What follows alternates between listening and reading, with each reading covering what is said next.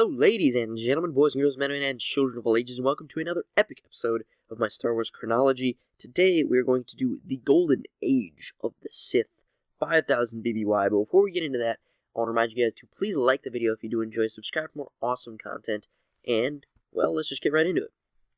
It was a time of rugged frontiers.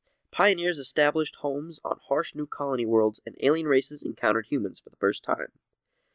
Convoluted paths through the wilderness of hyperspace were still being mapped, which made long-distance travel treacherous and uncertain. Gav and Geordi Daragon, brother and sister hyperspace mappers, sought new trade routes in their ship Starbreaker 12. They used their luck and their blind faith to avoid collision with the stars or black holes, and hoped to blaze a new trail that would earn them a substantial fee from the Brotherhood of Navigators. With nothing but creditors waiting on them, the two emerged on a random hyperspace hop, intending to map out a run farther than any that had ever been done before.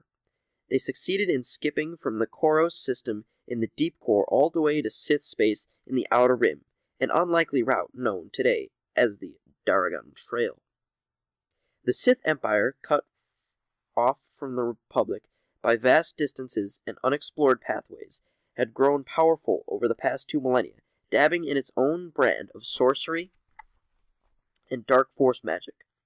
But it had reached a time of crisis. After a century of iron-handed rule, Dark Lord Marka Ragnos had died. The ensuing power vacuum sparked a great struggle, a brewing civil war that threatened to tear apart the Sith Empire. Hungry factions convened on the Mausoleum planet of Korriban as Ragnos was laid to rest among the towering tombs. Even under the shadow-filled skies, the funeral was held with tremendous pomp and splendor, including sacrifices of Sith slaves, bonfires, and the completion of a spectacular new tomb. At the gravesite, the two strongest Sith opponents confronted each other. Naga Sadow, eager to expand Sith powers, and his rival Ludo Kress, content with the existing borders and loath to risk a folly that could potentially cost them everything.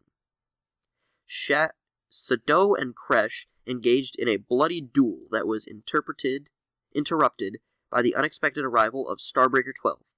The Sith Lords seized Gav and Jori as alien spies and took them to the bleak planet Zeost for interrogation.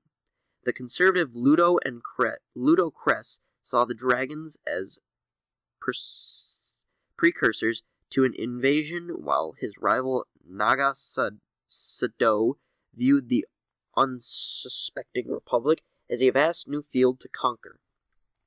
After a tribunal sentenced Gav and Jori to death, Naga Sadow sprang them from prison with help from his Maasai warriors, members of a special-bred soldier race. He took Gav and Jori to his own isolated fortress, but not before planting evidence indicating the agents of the Republic had freed the prisoners. Playing innocent in the next Sith Council meeting, Naga Sadow exploited doubts and fears regarding the Republic. He used the Daragons as scapegoats to galvanize the Sith Empire, convincing the other lords of an impending invasion. He insisted they must strike first. But at his fortress, Shadow began to initiate Gav into the ways of Sith sorcery. Jori petitioned for the return of Starbreaker 12 because of the random route by which she and her brother had discovered the Sith Empire. The only safe path back to the Republic was stored in the ship's Navi computer.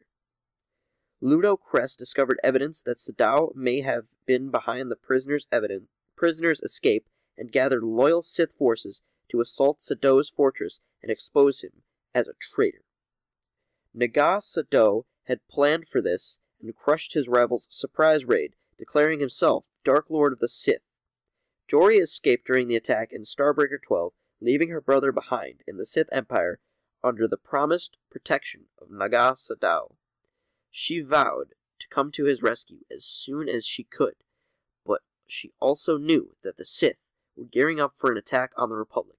Her top priority was to sound the alarm back home. Well, guys, we finished that, and I'm just looking at the next one here. Yeah, it looks kind of lengthy to include in this one, so that'll be its own episode. So I want to thank you guys for watching this, taking the time out your Saturday to watch this, and I want to thank you guys for watching. Please like the video if you did enjoy, subscribe for more awesome content, and as always, I am out. Peace.